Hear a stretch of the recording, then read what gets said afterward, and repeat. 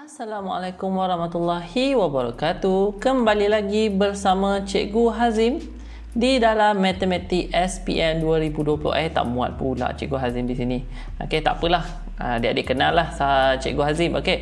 Jadi kembali lagi di dalam bab 7 iaitu graf gerakan. Jadi video sebelum ini cikgu dah terangkan berkenaan dengan pemahaman iaitu perkaitan antara jarak, masa dan laju.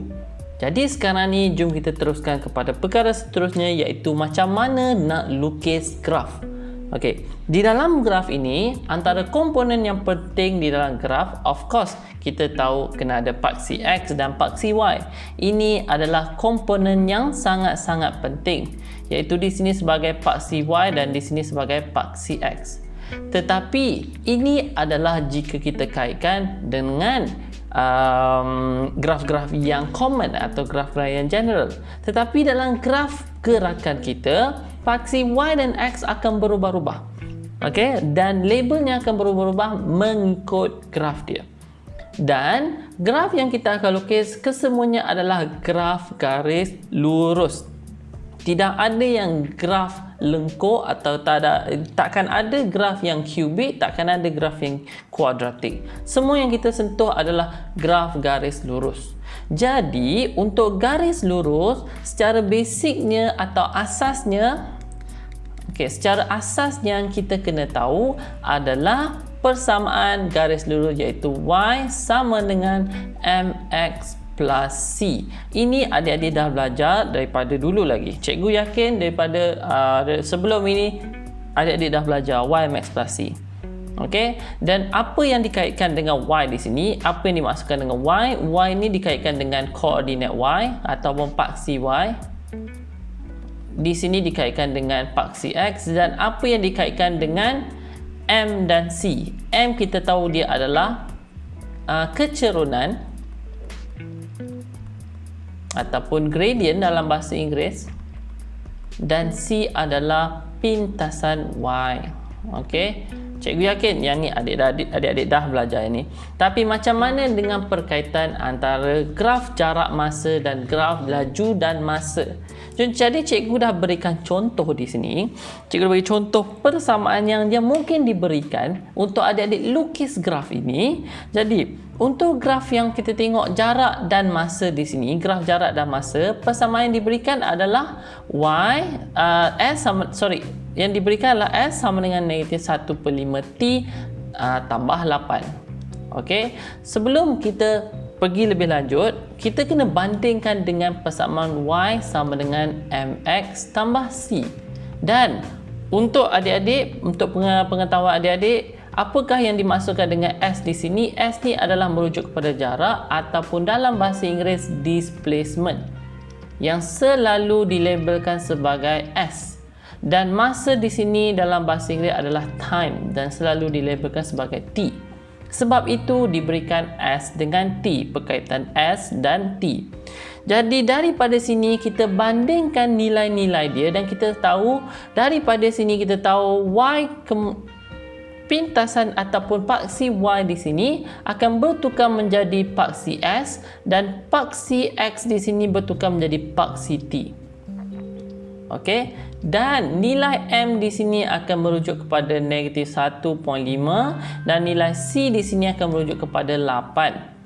Alright, sama juga seperti di sebelah kanan, kita selalu merujuk kepada Y MX tambah C, dan jikalau adik-adik nak tahu V di sini merujuk kepada apa? Merujuk kepada laju di sini iaitu velocity yang selalu kita labelkan dalam bahasa Inggeris velocity dan simbolnya V, dan masa tetap sama iaitu time dengan simbolnya T. Sebab itu diberi perkaitan V dengan T di sini. So daripada sini kalau kita tengok graf laju dan masa, paksi Y dan paksi X akan berubah. Iaitu paksi Y akan berubah menjadi paksi V dan paksi X akan berubah menjadi paksi T. Dan apa akan jadi kecerunan dan apa akan jadi pecutan di sini? Apa akan jadi pintasan Y? Silap, okey, pintasan Y. Kita tengok M di sini sentiasa dengan X dan di sini akan menjadi kecerunan untuk graf V800 tolak 1600T di sini, dan C di sini akan merujuk kepada pintasan Y. Okey, ini contoh saja, cikgu bagi contoh sajalah. Jadi adik-adik kena faham perkaitan dia dulu. Jadi jom kita teruskan macam mana dengan nak lukis graf ini.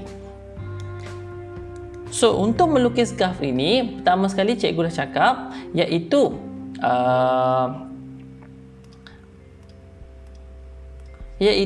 kita tahu yang diberikan adalah S sama dengan negatif 1.5 T tambah 8, dan ini kita labelkan dia sebagai paksi S. Sebab apa? Cikgu dah kata ini akan bertukar menjadi, ini daripada paksi Y dan ini daripada paksi X. Ini daripada X, ini daripada Y. So kita tukar dia sebagai S dan ini pun menjadi T. Dan macam mana? Cara pertama cikgu ajar, T kat sini kita labelkan T di sini, dan sini S. Kita mendapatkan nilai di sini jikalau T kosong dan jikalau S kosong, iaitu kita dapatkan pintasan Y dan pintasan X. Kalau pintasan Y, terang-terang kita tahu iaitu pintasan Y akan jadi 8, dan pintasan Y apabila T sama dengan kosong, iaitu T sama dengan kosong, di sini akan jadi pintasan Y, iaitu nilainya 8. So straight away kita tahu ni 8. Dan macam mana pula kalau pintasan X, iaitu S sama dengan kosong? Macam mana nak tahu? Tulis je kosong sama dengan negatif 1.5 T tambah 8. Pindahkan 8 ke kiri akan jadi negatif 8, negatif 1.5 T. Pindahkan ke kiri kita akan dapat negatif 40 sama dengan negatif T, dan T kita akan dapat 40 saat. Okey, dan di sini 40 dan nilai di sini akan jadi 40. So kita akan ada dua pintasan, dan daripada sini kita lukiskan graf dia. Dah ada dua koordinat di sini, bolehlah kita lukiskan graf. Alright. Cikgu di sini susah nak ada pembaris, jadi cikgu lukis dengan tangan cikgu, tapi cikgu nak adik-adik pakai pembaris lah. Alright, cikgu nak adik-adik pakai pembaris lah untuk nak lukis graf ni atau nak lukiskan garis lurus. Jadi konsep dia, kita kena ada at least dua titik atau dua koordinat untuk nak dapatkan atau nak lukiskan graf. Ini graf jarak dan masa. Dan graf jarak dan masa cikgu dah labelkan di sini. S ni merujuk kepada jarak dan T ni merujuk kepada masa. Jom kita tengok kalau graf laju dan masa. Graf laju dan masa lebih kurang sama. Di atas mestilah dilabel dengan laju atau V, dan di paksi X ni kita labelkan sebagai masa dan labelkan T. Kena selalu ingat, kalau laju dan masa mesti laju di atas, masa di bawah. Kalau jarak dan masa, jarak di atas, masa di bawah. Ini cara pertama kalau kita ambil pintasan X dan pintasan Y. Itu kita ambil cara pertama. Jadi kalau rasa macam susahlah ambil pintasan X, pintasan Y, jom kita tengok macam mana cara kedua kita lukiskan. Pertama sini tulis dia sebagai T dan ni sebagai V, iaitu di sini adalah laju dia dan ini adalah masa dia. Kita ambil nilai satu-satu, iaitu apabila T sama dengan 1 dan apabila T sama dengan 2. Contohlah T sama dengan 1 di sini dan T sama dengan 2 pula di sini. Okey, apa akan jadi koordinat dia? Jadi kita kira macam biasa, iaitu V, nak dapatkan V apabila T sama dengan 1, jadi V sama dengan, cikgu pakai warna yang lain. Okey, V sama dengan 800 tolak 400 kurungan masa dia berapa? Masa dia T1. So kita akan jadi 800 tolak 400, jadi akan jadi 400. Okey, 400 unit dia. Okey, unit kemudian dulu. Jangan tengok unit lagi. Okey, nanti akan memeningkan. Apa-apa pun jangan tengok unit lagi. Kita tengok daripada apa yang diberikan sahaja. So di sini akan jadi 400. 400 mungkinlah, okey, kita tak tahulah, mungkin dilabelkan sebagai graf dia, kita label sebagai macam ni.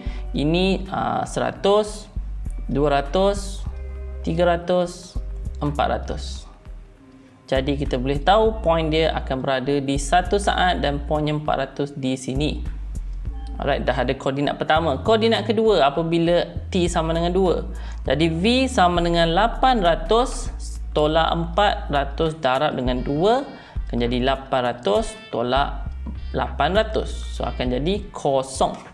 So di sini akan jadi kosong. Kosong kat mana? Kosong pula di sini.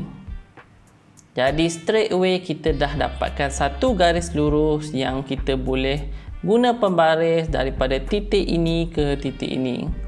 Alright, cikgu minta maaf ya, cikgu tak pakai pembaris. Okey, sebab cikgu susah nak pakai pembaris di sini. Adik-adik kenalah pakai pembaris. Jadi kaedah pertama, kita menggunakan pintasan X dan pintasan Y. Kaedah kedua, kita tuliskan masa dia 1 dan 2. Kita buat koordinat kita sendiri. Okey? Tak kisah, kita buat sendiri pun boleh. Kita buat saat pertama, saat kedua, macam mana pula dengan nilai dan sebagainya.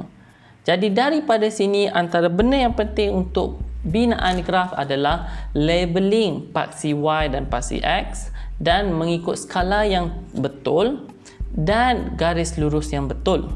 Okey, sama juga macam ini, kita ada label yang betul, kita ada skala yang betul.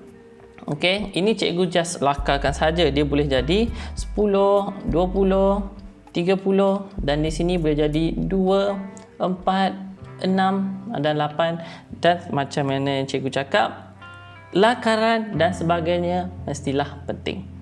Jadi ini sahaja daripada cikgu berkenaan dengan binaan graf. Binaan graf tak susah, kita bina sahaja. Okey, kita bina sahaja yang seperti yang cikgu tunjuk daripada sini. Kena ingat at least kena ada 2 koordinat. At least kena ada 2 koordinat. Alright. Jadi itu sahaja daripada cikgu. Terima kasih, jumpa lagi. Kalau ada apa-apa masalah, sila tinggalkan komen di bawah dan sila tekan like, share dan subscribe untuk video-video yang seterusnya. Dan cikgu ada tinggalkan link Telegram di bawah untuk pertanyaan lebih lanjut. Okey? Terima kasih guys. Bye bye.